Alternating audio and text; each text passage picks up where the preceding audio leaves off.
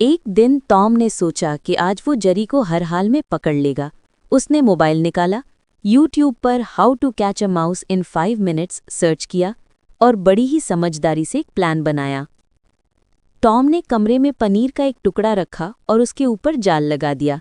Jerry आया, पनीर देखा, रुका, फिर बोला, ये जाल इतना ओपन रखा है जैसे टॉम ने सेल लगाई हो, और आराम से पनीर उठाकर चला गया। टॉम जाल में खुद ही फंस गया।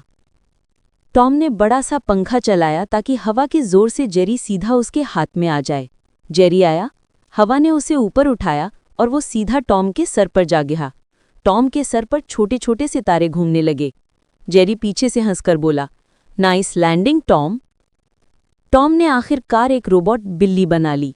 रोबोट ने ऑन होते ही कहा, टारगेट डिटेक्टेड टॉम, और टॉम ही का पीछा करने लगा। जेरी पॉपकॉर्न लेकर शो एंजॉय करने लगा। आखिर में क्या हुआ? आखिर में टॉम थककर बेहोश हो गया। जेरी ने उसके पास पानी रखकर कहा, दोस्त बन जाओ तो जिंदगी आसान हो जाए। टॉम आंख खोलकर बोला, पहले ये रोबोट मेरा पीछा करना बंद करे। जेरी ने रोबोट बंद किया और दोनों ने मिलकर पनीर पिज्जा खाया।